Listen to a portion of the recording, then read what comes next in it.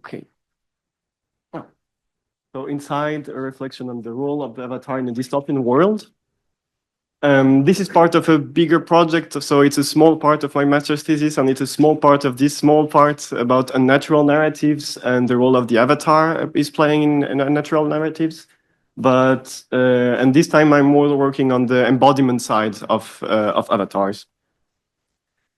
So yeah, we will first go through insight, so you'll get it all spoiled. And then we will talk about the different spectra of analysis for the avatar, also analyzing a bit the world of Inside and the dystopian aspect of it. We'll talk about the player's experience and how it results into questions about the absurd and how the dystopian world leads us to like not being able to resolve absurd in a positive way. Yeah. So.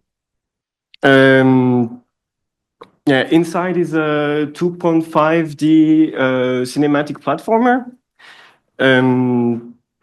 We have a lot of questions about the ambiguity between the player's identity, the avatar's identity, what it is to be alive, dead, a lot of post-human questions about what is it to be a robot, a human, or a machine, what are determining factors for this.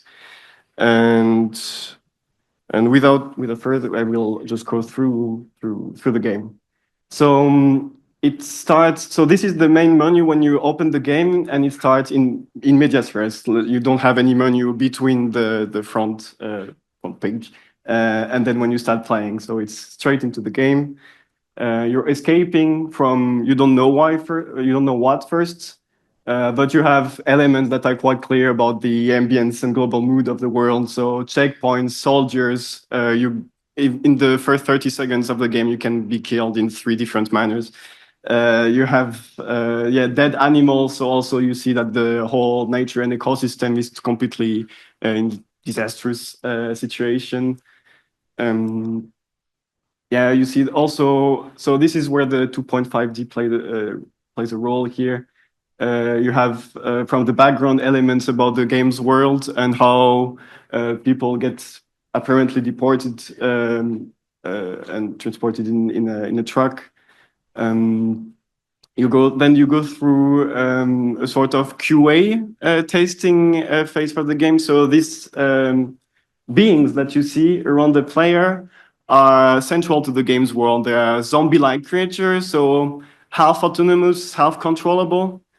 And at some point you have to be to mimic them, to present yourself as one of these zombies so you don't get killed. Can continue.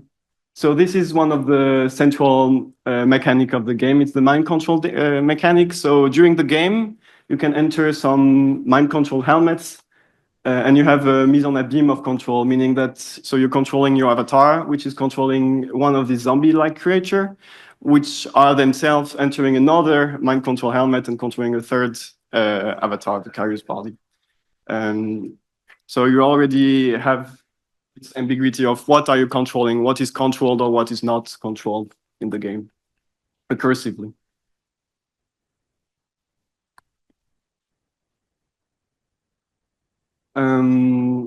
So yeah, this is more so you get an idea about the story. You continue through the main facility of the game, get underwater. Your avatar also dies at some point, but get resurrected by the machine. It's quite unclear what happened here, but you have already toward 2/3 of the game an ambiguity between if the avatar is alive or was always dead. Not clear at all. So then you're approaching the end of the game and you find this huge experiment at the core of the facility, and you can assemble with it. So taking control by making one with it. And you just rampage through the factory, destroying everything on your way to end up on the shore and die there. So this was Inside. This is over.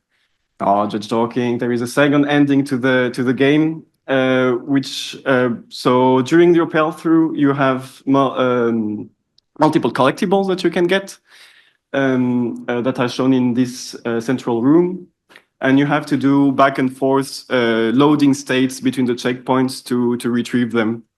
And at some point, you're shown to go back to another part of the game. So you have there a certain unnatural temporality where the game is memorizing where you went in actual life, loading states.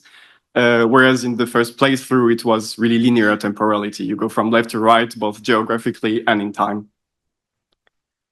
As you can see here, so you have this menu, and on the right you can see on the bottom of the screenshot the different zones where you can go, and then big plot twist of the game. You see the main mind control machine after you've done all this back and forth in the game, and you can unplug it, and then your avatar takes the position of the zombie-like creatures. So it could be that from the beginning, your avatar was just a zombie without its own agency. I should have set a timer for this. Okay. So,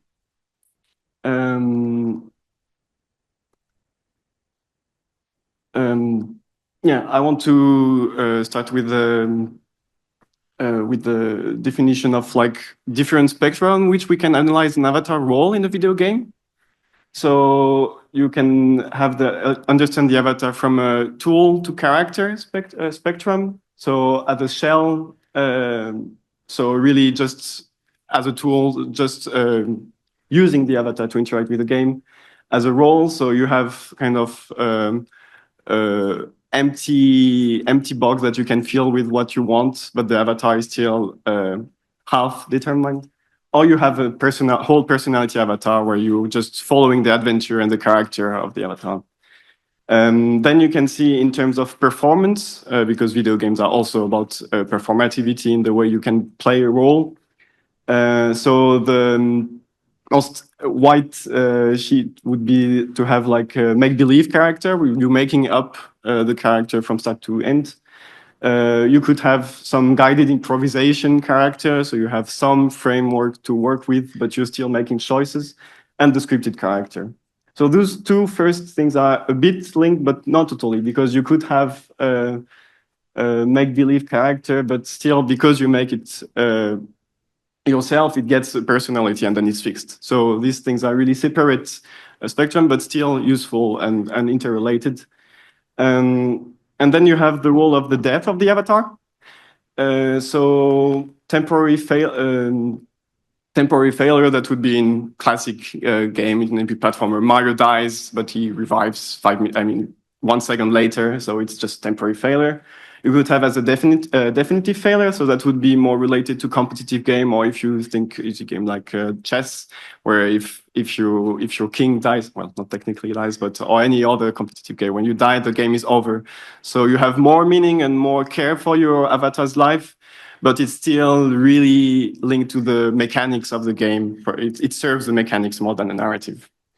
And then you have a relationship with tragedy, and where in the narrative, the death of the avatar is definitive and is included in the emotions that the game should bring to you. So this is the most meaningful death of an avatar you can get.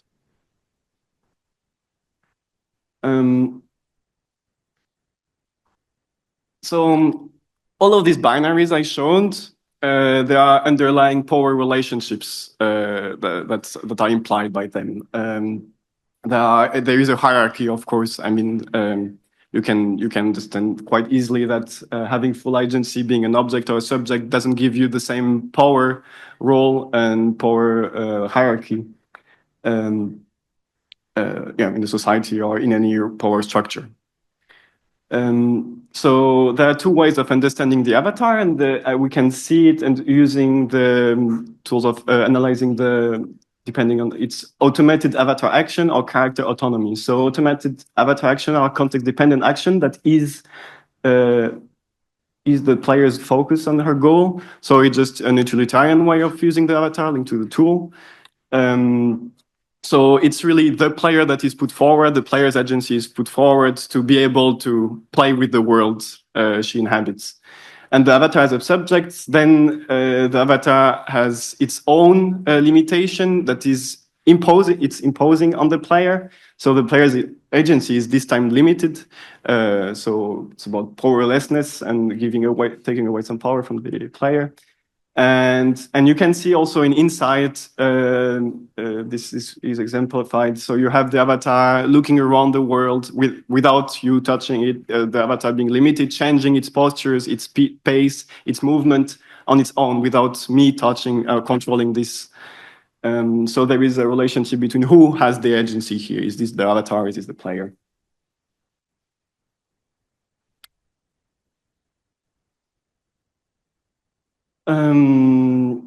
So we can also analyze how the dystopian world is built, what actors are given to us, what presented to us, and what system is presented to us. So I categorize them in three main categories. So the humans, basically the enemies of the game, everything that is human is killing you in the game. So soldiers and scientists. Or indirectly the machines built by the soldiers and scientists. They're still behind it, controlling them. And you have the humanoids, so either the zombies or the avatar itself. And the monsters, so which are part naturally unnatural. So part organic, but don't look at all like humans, are really hideous. So you have the blob we saw earlier, and the siren, which was a monster. Well, we'll skip that for now. And this is all taking place in a dystopian system. So because of the manipulation system for non-interests, whether it is a mind control mechanic or religious manipulation or information manipulation, I think the main thing to take away from the game is that there is a control and a manipulation structure that all the people in the world are relying upon and subjected to.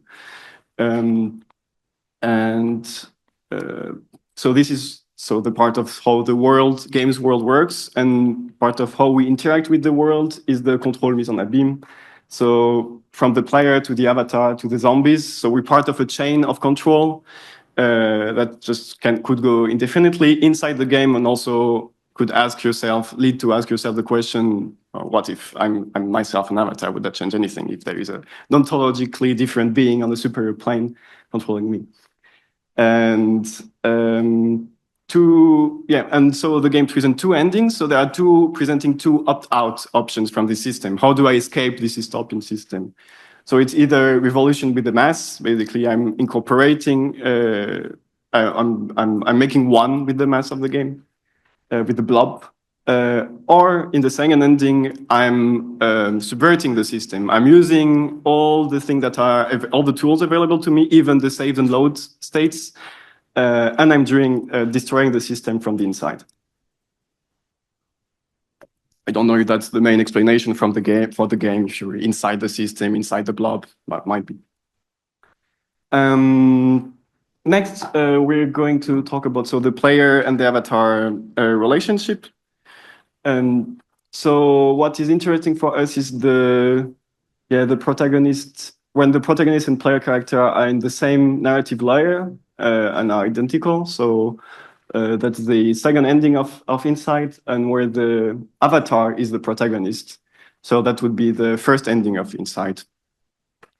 There are other categories that comes from another work on unnatural narratives and how these three identities of actual player character, and avatar protagonist can be separated in three or regrouped. Can find this in different kind of games. So this implies multiple things in terms of performativity and performance. So if I consider myself the protagonist of the story, that means we can see that, at least as part of too much immersion from the player, I'm not making distinction between my body and the avatar's body, because it's basically a tool. As much I'm not making difference with my glasses, I'm not conscious about my glasses not being my body all the time. And so the player becomes the blob. And if the player takes some distance and doesn't identify herself with the avatar, then it is more I know that I'm not in the game. I'm not immersed in the game. I know who I am and where I come from, and then I'm just bringing a solution to the avatar from another world, basically. So a kind of Prometheus figure, bringing from the real world to the avatar the solution to its problem. And this brings us to the absurd question. So is life worth living? Is an avatar's life worth living? So inside this part of the cinematic platformers genre, it's not a well-known genre. I didn't find many papers about that. Basically, if you played the first Prince of Persia game, Another World, Flashback, Abe's Odyssey, more recently Rain's World, these are part of all these games with a really weird control about the avatar. It's not intuitive. It's not easy to play. The world is really mean to you. Everything really hostile to you. It's really hard to just live your life live the avatar's life in these kind of worlds. So, and they always imply some subversive power against these worlds. So, for example, in Inside it's the mind control mechanic that you find also in Oddworld's Abe's Odyssey with some mind control against the enemy. And a lot of times it's about sneaking, hiding, how to not direct opposing direct forces against the world, but subverting the forces that exist. Second, it's about determinism and free will questions about the avatar. So the avatars owes a part of its identity to, sorry for the typo, a being that transcends its world. So how do we deal with these questions, and how it's interesting to see that Inside proposed both endings, so we have time to think, because you have to choose how do you make meaning with these endings. So you have to ask part of the question of how do I consider myself toward the avatar. Of course, the avatar is not a real human being. I mean, it doesn't have real agency. It's just designed agency. But still, asking these questions are important, especially when we used to have full immersion and immersion advocate for games. And lastly, it's about the grievability of avatars. So how to make this, and how Inside is bringing forward some grievability for the main avatar. So by first making death an usual thing during gameplay, because part of cinematic platformer thing is to die and retry, genre also. So death is just a normal thing, and then at the end of the game it becomes like a final dot, the real end, it makes it more meaningful. It includes this in the narrative, in the two endings, and in this postmodern kind of tragedy. And this can lead to more questions about tragedy in video games, and how video games are useful and have a lot of tools to make us feel tragedy and catharsis.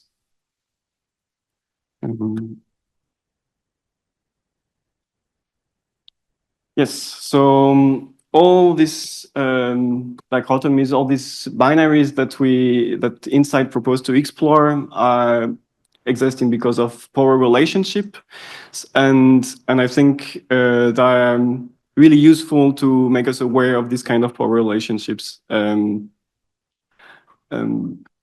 Because then it's easier also for I think my conviction is that Inside works like a didactic narrative. So because it's quite short to play, it's 5 to 7 hours. You get a lot of deep questions. It brings the player really into the narrative while also trying to make the player distance from it. And so all these questions are staying in the player's mind and are allowed to be asked then to next game that the player will play. And it illustrates also that a system that is increasing the power difference becomes dystopian. So all these values that we put on what machine or human being, or on free or not free, or on grievable or not grievable, are really important in the way that we consider a society, and how do we want to share power relationship in that. And I think the Inside is really clear about it. There are two endings. There is no one true ending or one real ending. You can even get to the second ending I showed, the secret ending, before getting the last ending. And And so it fosters the acceptance of ambiguous existence between life and death, meaningful and absurd, free and determined, human and machine. What it does, it reverses the hierarchies and then annihilates them. So basically what you have is, as I said earlier, what is human, all what is alive are your enemies inside. So it flips what is usually considered to be superior in hierarchy in societies. And then because you're also humans, so then it asks more question. It makes us accept more easily that both exist. It's still more spectrum that's really a hierarchy, and I think that's a good way to shape our relationship, or at least to be aware when it's going too far in a way or another, and to transcend the binaries that are proposed. Okay, that was it. Thank you very much.